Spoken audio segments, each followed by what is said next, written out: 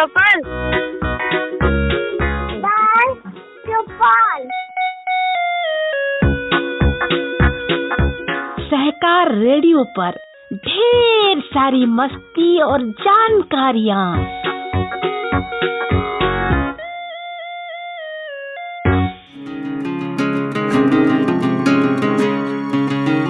Hello बच्चों, सहकार radio के कार्यक्रम बाल चौपाल में आज आपके साथ हूँ मैं सुनीता। आज मैं आपको सुनाऊंगी मेहमानों की कहानी।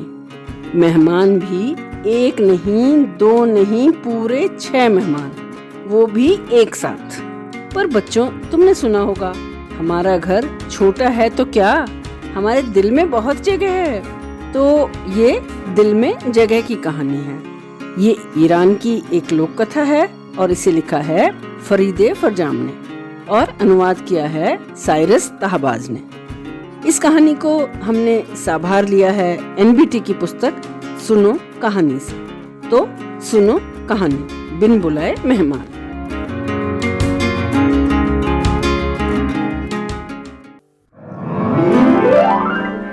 बहुत पहले एक छोटे से गांव में एक बुढ़िया रहा करती थी।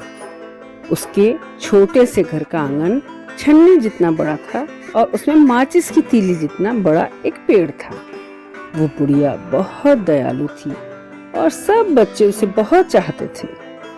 एक शाम जब सूरज डूबा और घरों में धुंधलका छाने लगा तो बूढ़ी औरत ने दिया जलाया और उसे खिड़की की चौखट पर रख दिया। तभी बूंदाबांदी होने लगी और पानी से भीगी मिट्टी की दीवारों की सूंधी महक हवा में फैल गई। बूढ़ी औरत को ठंड लगने लगी तो उसने सोचा कि अपना बिस्तर जमीन पर लगा ले, लेकिन तभी दरवाजे पर खटखट हुई।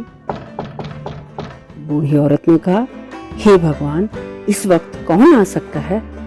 और दरवाजे के पास जाकर बोली, कौन दरवाजा खटखटा रहा है? मैं हूँ गौरैया, मैं बरसात में भीग रही हूँ, प्लीज दरवाजा खोलिए।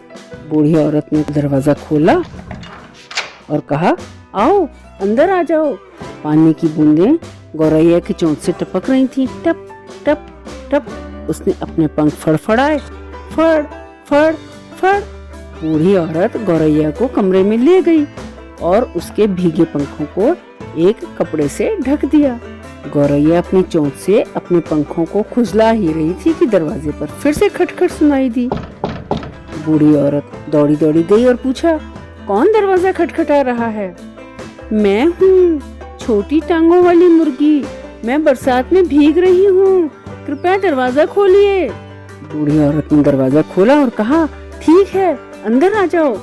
मुर्गी के पंख आपस में चिपक गए थे और उसकी थकी हुई आंखें निढाल हो गई थीं। बूढ़ी औरत ने मुर्गी की पीठ को एक कपड़े से ढक दिया। मुर्गी कमरे के एक कोने में चली गई और अपने पंख फड़फड़ाकर अपने आप को सुखाने लगी। अभी औरत ठीक से बैठी भी न थी कि फिर से खटखट हुई। दौड़कर फिर दरवाजे तक गई, फिर पूछा, दरवाजा कौन खटखटा रहा है? मैं हूँ कौवा, मैं पानी में भीग रहा हूँ, कृपया दरवाजा खोलिए। बूढ़ी औरत ने दरवाजा खोला और कहा, आओ आओ अंदर आ जाओ। दरवाजे पर फिर खटखट हुई। इस बार एक बिल्ली अंदर आई।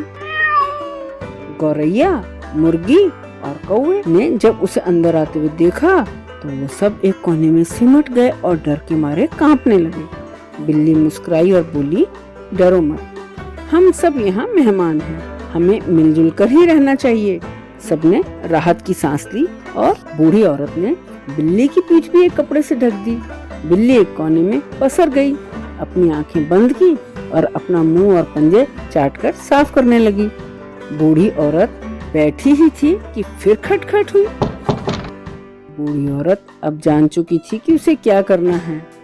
दरवाजे तक जाकर बोली, कौन दरवाजा खटखटा रहा है?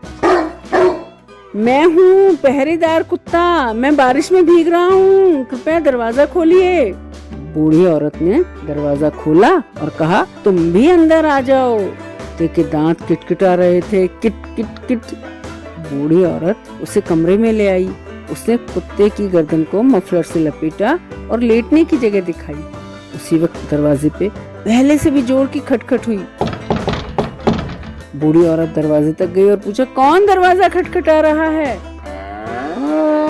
मैं हूँ, काला बैल, मैं पानी में भीग रहा हूँ, कृपया दरवाजा खोलिए। बूढ़ी औरत ने दरवाजा खोला और कहा, अच्छा अच्छा, तुम भी आ जाओ। बैल ने दरवाजे से घुसने के लिए पहले अपने सींग झुकाए, फिर अपने को सिकोड़कर कमरे में घुस गया। जब सबने बैल को देखा तो सब उसे जगह देने के लिए इधर उधर भागने लगे। गौरैया को इस पे बहुत हंसी आई। बैल खांसा और एक कोने में बैठ गया। बूढ़ी औरत एक और कंबल ले आई और बैल को उड़ा दिया। फिर उसने सभी मेहमानों से कहा, अब आप लोग आराम से सो सकते हैं और सुबह अपने अपने घर जा सकते हैं। गौरैया, मुर्गी और कौवा कूदकर खिड़की की चौखट पर गए और वहीं सो गए। बिल्ली, कुत्ता और बैल जमीन पर सो गए। बूढ़ी औरत थक चुकी थी, उसने अपनी रजाई ओढ़ी और सो गई। बूढ़ी औरत सुबह काफी देर से जगी, लेकिन जब उसने आंखें खोली तो पाया कि सब लोग व्यस्त हैं। कौवे ने चूल्हा जला के पानी चढ़ा दिया, बिल्ली चाय बना रही थी, कुत्ता आंगन में झाड़ू लगा रहा था, बैल भीगी हुई छत को पत्थर के बेलन से समतल कर रहा था और मुर्गी उसकी मदद कर रही थी। बूढ़ी औरत अपने छोटे से घर में सबको काम करते देख के बहुत खुश हुई और जल्दी से डबल रोटी खरीदने बाजार चली गई। जब वो लौटी तो सब चूल्हे के पास बैठ गए और नाश्ता किया। जब सबने चाय पी ली तो बैल ने कहा, रात को हम कहीं जा नहीं सकते थे, बहुत बारिश और तूफान था, पर अब हमें विदा लेनी चाहिए। ये सोचकर कि बुढ़िया ने सभी मेहमानों के साथ बहुत अच्छा बर्ताव किया, सब लोगों का वहाँ मन लग गया और जाते हुए बहुत दुखी हो रहे थे। बूढ़ी औरत ने कहा, अगर तुम जानना चाहते हो कि मेरे दिल में क्या है तो मैं भी यही कहूँगी कि तुम सब यहीं रह सकते हो, मगर मेरा घर बहुत छोटा है, उसमें जगह बहुत कम है। अगर गौरैया यहाँ रह भी जाए तुम सबको तो जाना ही पड़ेगा। बैल बैठे बैठे सोचता रहा, फिर उसने कहा, मैं रंभा सकता हूँ और तुम्हारे लिए गेहूं कूट सकता हूँ, क्या तुम चाहोगी कि मैं चला जाऊँ? बूढ़ी औरत को लगा कि उसने बैल को दुख पहुँचाया है। उसने कहा, हालांकि यहाँ जगह कम है पर तुम यहाँ रह सकते हो। गौरैया ने खखार कर गला साफ किया और बोली, मैं चहचहा सकती हूँ और तुम्हारे लिए छोटे छोटे अंडे दे सकती हूँ, क्या तुम चाहोगी कि मैं चली जाऊँ? बूढ़ी औरत मुस्कुराई और बोली, तुम्हें तो बहुत जगह चाहिए ही नहीं, इसलिए तुम तो रुक जाओ। बिल्ली ने अपनी पूंछ से अपने को लपेटा और बोली, मैं म्याऊं म्याऊं कर सकती हूँ और चूहे पकड़ सकती हूँ, क्या तुम चाहोगी कि मैं चली जाऊँ? बूढ़ी औरत ने कहा, प्यारी बिल्ली, घबराओ नहीं, तुम भी यहाँ रह सकती हो। कौवे ने कहा, मैं काऊ काऊ कर सकता हूँ और लोगों को जगा सकता हूँ, क्या तुम चाहोगी कि मैं चला जाऊँ? बूढ़ी औरत ने कहा, तुम भी यहाँ रह सकते हो। मुर्गी बोली, मैं कूं कूं कर सकती हूँ और तुम्हारे लिए बड़े बड़े अंडे दे सकती हूँ, क्या तुम चाहोगी कि मैं चली जाऊँ? बूढ़ी औरत ने कहा, तुम भी रुक जाओ भाई। कुत्ते ने कहा, मैं भौंक सकता हूँ, चोरों को भगा सकता हूँ, क्या तुम चाहोगी कि मैं चला जाऊँ? बूढ़ी औरत ने कहा, कोई बात नहीं, तुम भी यहाँ रह सकते हो।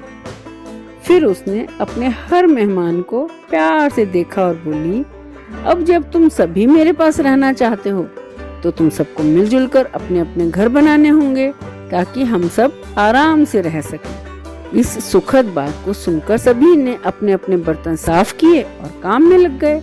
उसके बाद सालों तक सब खुशी खुशी साथ रहते रहे।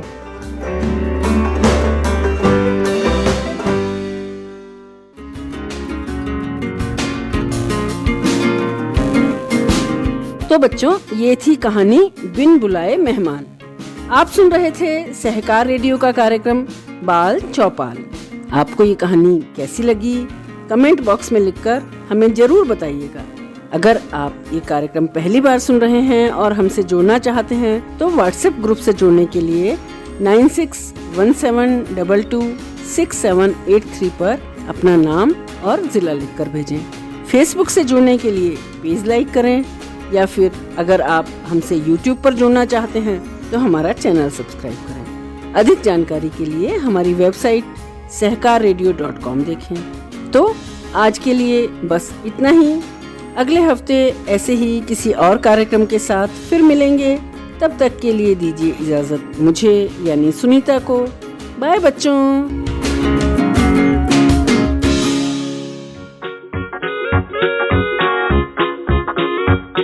बाल चौपल, बाल चौपल, बाल चौपल। सहकार रेडियो पर ढेर सारी मस्ती और जानकारियाँ।